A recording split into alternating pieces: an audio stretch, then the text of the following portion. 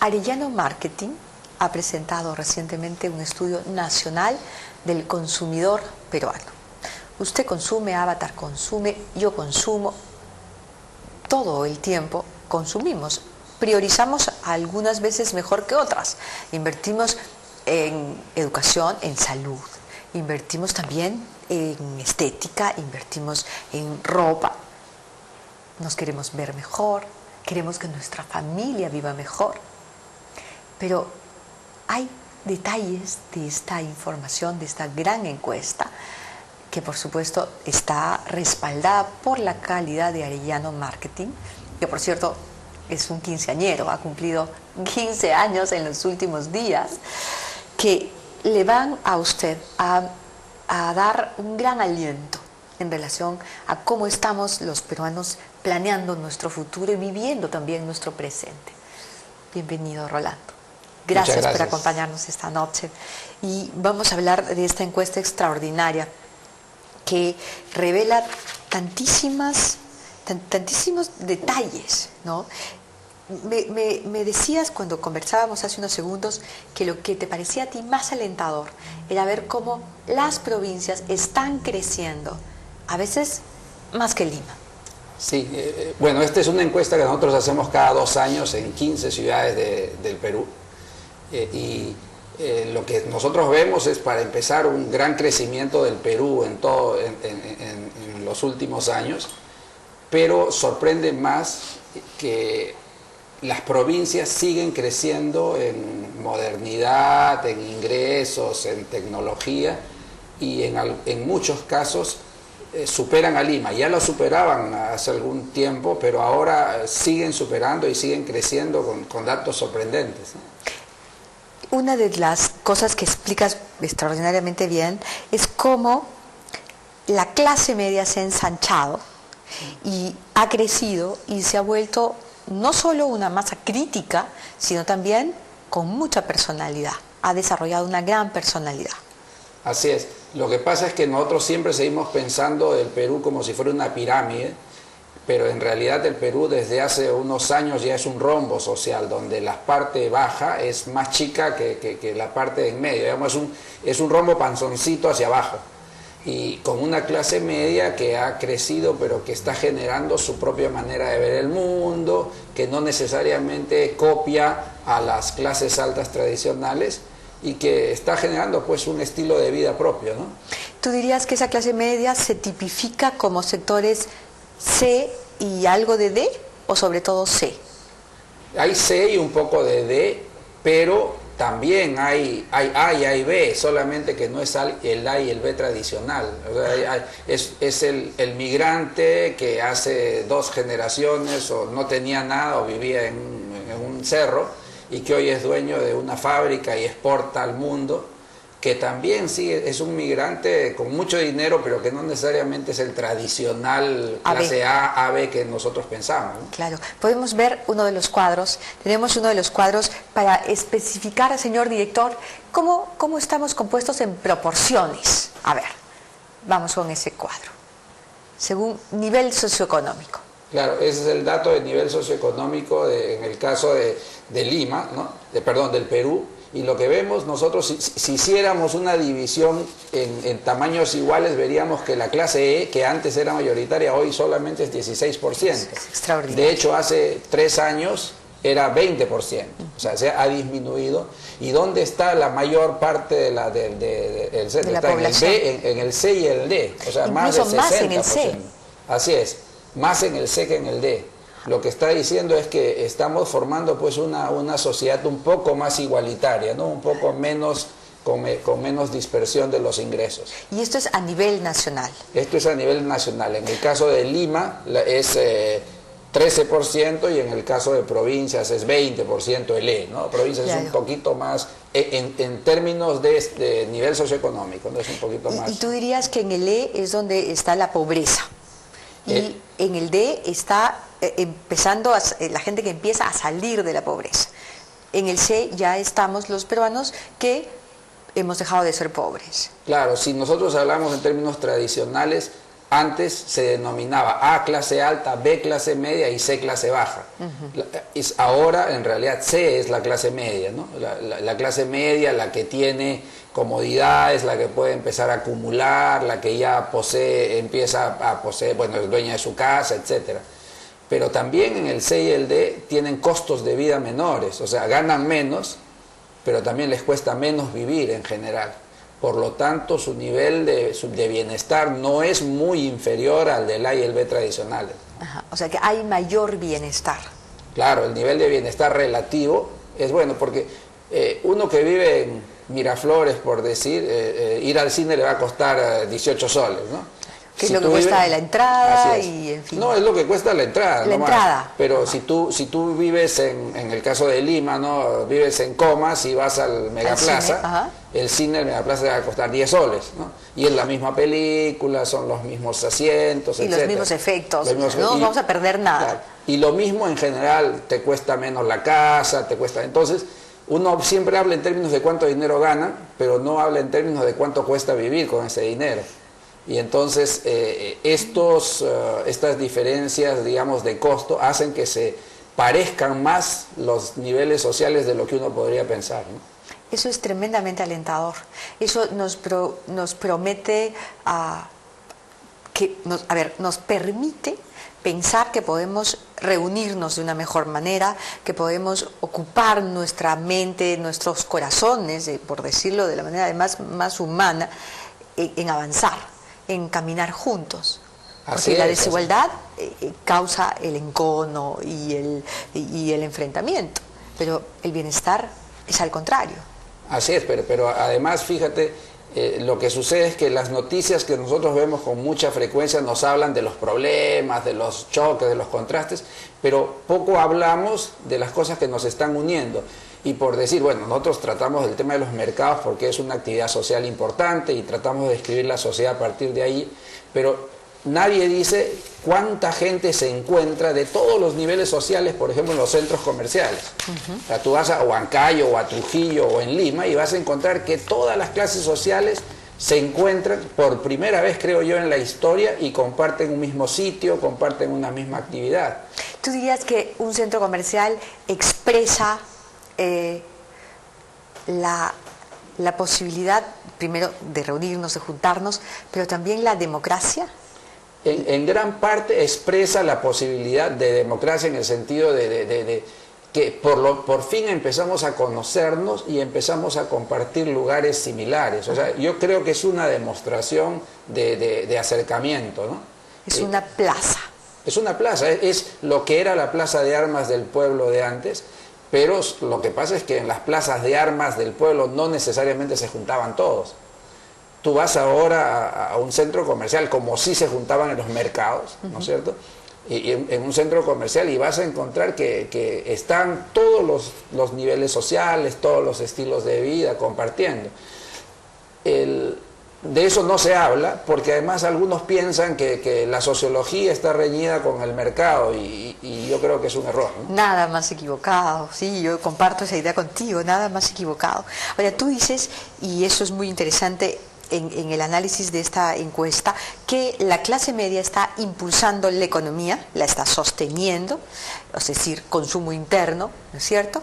Pero que también esta nueva clase media ha empezado a definir sus gustos, sus tradiciones de una manera clara y ya no está mirando a los otros, ya no está mirando a los que tienen más para imitar, sino que impone lo propio y que por otro lado las empresas, los que venden productos, están tratando de encontrar, de tocar esas tradiciones para poder satisfacer con productos esas necesidades, esas ganas. Claro, es que yo creo que las empresas, bueno, y la sociedad se está empezando a dar cuenta de que esa idea de la aspiracionalidad de los ricos hacia los pobres, o sea, de primero tengo que llegar con mi producto hacia arriba a los ricos para que luego sea copiado por la gente de abajo, no es cierta, y no es cierta en la mayoría de los casos. La mayor parte de la aspiracionalidad va al revés.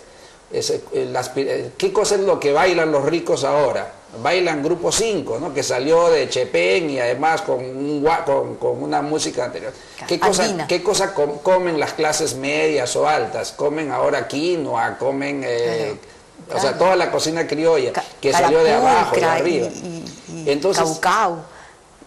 Son estas nuevas clases las que están imponiendo las modas y están imponiendo los movimientos sociales, y no es al revés, como muchos suponen. ¿Cuánto tiene que ver la comida? Nuestra comida tan apetecible, pero a la vez tan bien promocionada y tan exitosa en estos tiempos. La comida tiene mucho que ver y en realidad, más que un fenómeno que impulsa, o sea, yo creo que ayuda a impulsar digamos, esta nueva nación peruana, es el reflejo de lo que está pasando en esta nación. Es decir, está mostrando que se están mezclando todos, ¿no? Y es lo que ha hecho esta nueva cocina nuestra, es la fusión de la sierra, la costa y la selva en un solo sitio. Entonces, más un símbolo, creo yo, que incluso un motor, ¿no? Es el símbolo de ese nuevo mestizaje. Oye, cuando tú ves las noticias en paralelo a estas cifras y a esta realidad que tú miras con tanta atención, que finalmente es tan trascendente, ¿no es cierto? Ves en paralelo las noticias y tú ves que hay grupos de gente antiminera que aprovechan a los campesinos, supuestamente más pobres, y para pelear contra, por ejemplo, la minería en varias regiones de nuestro país. Ves cocaleros que dicen que el pueblo se muere de hambre y no le queda otra al campesino que sembrar coca ilegal. Cuando ves eso frente a esto, a ver, tú que eres científico social, cuéntanos cómo lo analizas, cómo lo interpretas. Mira, yo parto siempre de la buena voluntad de la gente, ¿sí? O sea, yo creo que existe alguna razón por las cuales se protestan, pero yo creo que muchas veces es por equivocación en la interpretación. Por ejemplo, un dato muy común es decir, estamos igual porque sigue habiendo 40% de pobreza en la sierra, o en el campo, en las zonas rurales. Entonces, estamos igual que hace 30 años. Sí, es cierto, sigue habiendo 40% de pobreza rural, pero lo que no dicen es que hace 30 años la población rural era 50% del Perú, hoy es 25% del Perú. Entonces es cierto, sigue habiendo extrema pobreza, pero para mucho menos gente. Entonces es ese tipo de datos que son los que nosotros tratamos de desmitificar, de cambiar con cifras. Entonces, ¿qué cosa encontramos? Que hay gente que protesta y en muchos casos convencido de su protesta, pero son 10-15% de la población que son aquellos que se expresan más, son los que llaman a los periódicos, son los que salen. Pero encontramos que hay un 60% de gente que está a favor de la minería o de estas cosas, pero simplemente no le interesa salir a protestar porque está trabajando, porque está produciendo, porque no puede dejar su taller. Claro. ¿No? Entonces, claro, se hace un ruido mayor de lo que realmente es. Ahora, quizás convendría que este 60% más proactivo salga también a decir qué es lo que quiere, pero no lo hace pues porque está preocupado en avanzar, ¿no? Está preocupado en avanzar. Y eso nos ha permitido avanzar, curiosamente. Sin duda hemos avanzado. Y los datos que yo encuentro, que encontramos en estos estudios, son siempre muy optimistas. O sea, yo no tengo razón para decir, mira qué mal que estamos. O sea, cada año que hacemos estos estudios, son 5.000 personas que estudiamos, un estudio muy profundo, encontramos sorpresas así agradabilísimas, ¿no? Extraordinarios, son agradabilísimas. Yo estoy siguiendo aquí cómo tu encuesta, y por ejemplo cuando tú preguntas cómo distribuimos nuestros gastos, en qué gastamos, podemos ver el cuadro, señor director, en qué gastamos. Y entonces hay una priorización que es muy interesante. Claro, primero los alimentos, tenemos que dar de comer a nuestros hijos. Luego la casa es la adquisición de viviendas. Es adquisición de vivienda y también todo el amoblamiento, todos los temas interiores, la implementación de la casa, ¿no? Ropa. Y después viene ropa y luego viene ya educación y transporte, ¿no? Educación, ese dato de 8% es un dato que es de Lima, pero si nosotros vemos provincias, es 10% que dedica las provincias a la educación. O sea, el mayor porcentaje de ingreso dedica un provinciano a educarse que un limeño. Y lo que sorprende también, que sí es un caso que tiene que ver un poco con los problemas que tenemos en todos lados, que un gasto importantísimo, 9%, es en transporte. Eso es complicado, eso es un problema. Claro, es un gasto que debería ser menor, pero que tiene que ver mucho con los problemas de infraestructura. Exacto, con la infraestructura que finalmente los gobiernos, los regionales y el central, no atienden, teniendo dinero en muchos casos, no en todas las regiones, pero en muchísimas regiones hay dinero que no se gasta. Sí, Esta gente que está trabajando, que está avanzando, 60 y tantos % de peruanos, ¿se preocupa, se fastidia con eso o no se está deteniendo a mirar? Porque claro, estamos construyendo grandes consumidores, pero no sé cuánto de ciudadanía en paralelo hay. Sí, es cierto. En realidad, cuando nosotros hablamos de consumidor, consumidor es una forma de decir ciudadano, solamente que es el argot político es ciudadano, consumidor es el argot de mercado y habrá otras formas de decirlo, ¿no? O el votante, podría decir. Pero lo que sucede es que todos estos avances que uno ha visto se han dado de espaldas o al costado de los gobiernos o de la política. Son personas que han avanzado y han construido a pesar de los gobiernos, de todos. Aquí no es un tema partidario, ni mucho más, mucho menos, ¿no? Es un tema, ellos han crecido con el gobierno en contra o con el gobierno de espaldas, pero no han recibido nada del gobierno. Entonces, por lo tanto, hay un descreimiento del gobierno.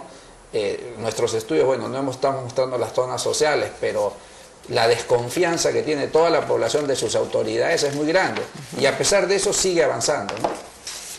Entonces, eso es lo que sucede, no se forma ciudadanía porque no se está creando, no existe un respeto claro por casi ninguna autoridad. Pero ahí es cierto, o sea, a ver, las autoridades se lo merecen y los políticos se lo merecen por haberse mirado siempre el ombligo y no haber mirado a los ciudadanos. Pero cuando yo te hablo de ciudadanía me estoy refiriendo a la posibilidad y al derecho que tenemos y al deber que tenemos de cumplir con nuestras obligaciones y de reclamar, no tirando piedras y bloqueando carreteras, sino y sobre todo, por ejemplo, que se gaste, que se invierte en infraestructura, que se construya puentes, carreteras, hidroeléctricas, que se abastezca y se provea a los pueblos, a las ciudades, de lo mínimo, lo que necesitamos para seguir avanzando. Sí, es cierto. En ese sentido, fíjate, lo que nosotros encontramos es que todavía esta nueva mayoría poblacional no está cohesionada. O sea, es un proceso de formación, ¿no? Entendamos que es una mayoría que ha crecido casi en la ley de la selva, o sea, ha crecido siendo informal, que ha crecido con el Estado o ignorándolo o mandándole policías para votarlo. Entonces ha crecido la informalidad, ha crecido un poco al codazo, y lo vemos en la cultura combi. O sea, no todo es positivo todavía. Entonces es una cultura que se está formando y que por lo tanto no se siente identificada con el Estado, o no se siente identificada con el Estado, digo, y no con el gobierno, porque el gobierno es menos, ¿no? Y por lo tanto es algo que recién se está empezando a formar, ese sentido de ciudadanía, de ser parte de un grupo mayor, es algo que recién está empezando a formarse. Yo creo que tenemos que pasar algunos años para que eso suceda. Y no solo unos años, seguramente el surgimiento de algunos líderes reales que crean además en el mercado, en la libertad, y que puedan transmitir conceptos y valores liberales, porque no están presentes, ¿no? No están presentes los conceptos políticos, pero sí están presentes, por ejemplo, el concepto de propiedad. O sea, hace unos años nosotros podríamos hablar de que los de la derecha defienden la propiedad y son los ricos, y los pobres son los que quieren la distribución de la riqueza. Hoy eso no funciona en el Perú. Nuestros datos lo que muestran es que la propiedad está repartida en todos los lados. ¿Por qué? Porque el pobre vive en un cerro, pero es dueño de su casa. El 70% de los pobres son empresarios informales, o sea, o vendedores, tienen su carretilla o su kiosco. Entonces la propiedad está distribuida. Incluso puede haber más propiedad empresarial en las partes más bajas de ese rombo que en los altos. En los altos hay mucho más empleados, hay muchos más dependientes. Entonces, ese concepto de propiedad, por ejemplo, desaparece. Ese concepto de izquierda, derecha, tradicional, también está desapareciendo. Desde los ricos propietarios, pobres proletarios, no marcha, ¿no? El concepto de liberalismo. Estos pobres son pobres liberales. Le dicen al Estado, no te metas, déjame la cancha libre. ¿No es cierto? Que es lo que se suponía que los liberales son los más ricos, ¿no? Pero la verdad es que no es así. No, no es así. Muchas veces los más ricos son los que quieren la intervención del Estado. Y esta nueva clase mayoritaria es una clase que dice, déjame trabajar solo, ¿no? Quiero libertad para moverme, para desarrollar mi propio talento, ¿no es cierto? Sí. Mis propias aptitudes. Ahora, ¿cómo queremos adquirir mayor propiedad?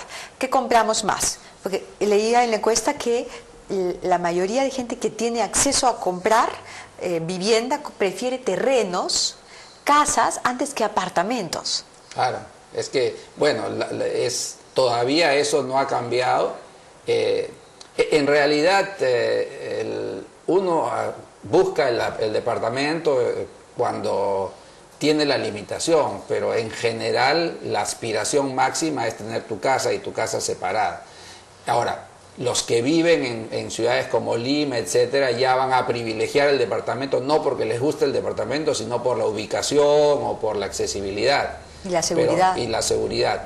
Pero, por ejemplo, hay estilos de vida que no son estilos de vida tradicionales en Lima, por ejemplo, las señoras conservadoras, que son las señoras tradicionales, que están en la casa, que prefieren irse a vivir a la salida de Ancón en una casa con sus hijos, que vivir en un departamento en el piso 8 en Lince, ¿no? Entonces, mucho va a depender, eso sí, del estilo de vida y de la modernidad de la gente. Pero la casa es lo que más quieren. La casa. Sí.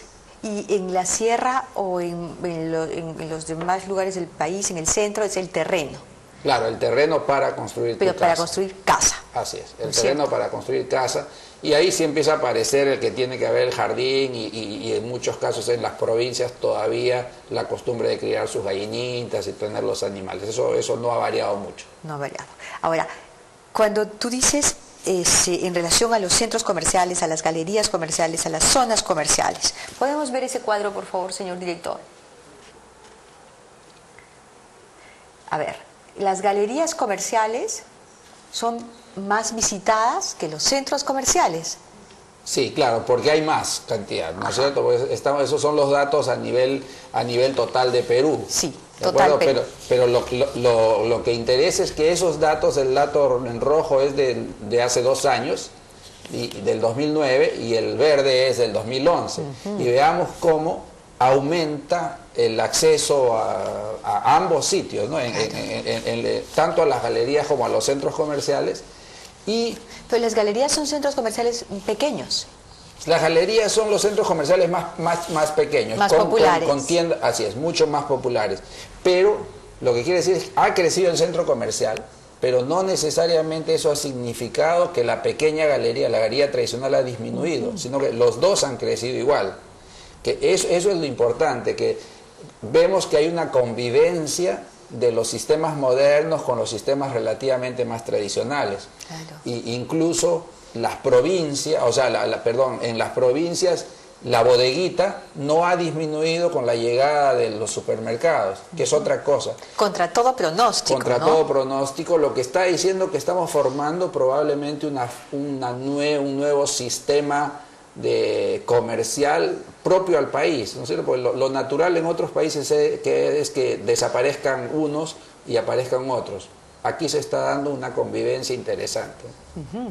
Y por otro lado, el crédito. Los centros comerciales dan crédito. En el centro comercial, por lo general, puedes comprar con tarjetas propias de las tiendas o tarjetas de crédito. ¿En las galerías comerciales hay algún sistema de crédito? ¿Se está implementando algún sistema de crédito? En las tiendas por departamentos tienen sus sistemas de crédito propio. No tienen sistemas de crédito propio en la mayoría, salvo el uso en algunas, por ejemplo, de tarjetas Visa con algunos POS centrales, es decir, el lugar donde se usa para varias tiendas.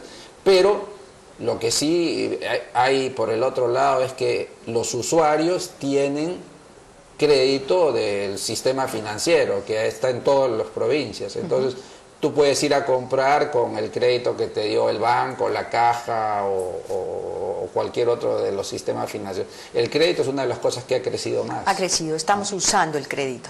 Sí, y el crecimiento es muy grande, ¿no? ¿Y la morosidad es alta? No. No, es baja, es muy, muy baja. Y es más baja proporcionalmente en las clases medias nuevas que en las clases altas, ¿no? Eso es ciudadanía, es responsabilidad. Me presto, pago. Si me prestan, yo devuelvo. ¿No es cierto? Sí. Eso también es ciudadanía. Es ciudadanía y además, por otro lado, es un análisis lógico de conveniencia. Oye, esto me está ayudando y tengo que guardarlo, tengo que guardarlo bien, ¿no? Claro, tengo que preservar la posibilidad de la ayuda. Así es. Entonces, creo que todos ganan en esa situación. Somos unos emprendedores, los peruanos, somos una raza de emprendedores. Sí. De hecho, cuando tú preguntas si tuvieras un poquito más de dinero, ¿qué harías? El 60% te dice, pongo un negocio. Mi negocio propio. Así es. No te dicen, me voy de turismo o hago cosas. Pongo un negocio, ¿no? 60% y sin contar las otras cosas, empiezo a vender cositas o cosas como eso. Es extraordinario. Ahora, el 56% de peruanos tiene un estilo de vida moderno. ¿Qué significa? Significa la que mayoría. Sí, claro, nosotros hablamos de 6 estilos, 3 estilos de vida más tradicionales que son, bueno, los pobres resignados, las señoras conservadoras y los hombres adaptados. Pero hay ahora 56% de gente que son las que está impulsando el cambio, la que dice, oye, hay que avanzar, que se empieza a tecnologizar, empieza a buscar tecnología, que empieza a decir, bueno, invirtamos, crezcamos, y además 56% que no está esperando que el Estado haga las cosas. Lo que simplemente dice, ella empieza a hacer. Y si el Estado ayuda, qué bien. Lo interesante de este dato es que es 56 este año, Claro. pero hace 2 años era 54. Y cuando empezamos a medir nosotros hace 15 años, ya cumplimos 15 años ahora como la empresa, como Arellano, pues era 40. O sea, el crecimiento de los estilos de vida, más que modernos, proactivos, o sea, los que mueven las cosas, es muy grande. O sea, el Perú se está volviendo un país que empieza a mover las cosas. Cuando decimos los peruanos somos pasivos, decimos, por lo menos mis datos muestran que eso está cambiando, y muy rápido. Y eso es extraordinario. Gracias, Rolando, por traernos estas tan buenas noticias. Es estupendo saber que estas cosas pasan y que nuestra percepción, que muchas veces no empata con las noticias, es la correcta, y que lo que nos queda es seguir trabajando duro como hacemos los peruanos. Gracias por venir y felicitaciones por los 15 años. Muchas gracias, Cecilia. Gracias a todos.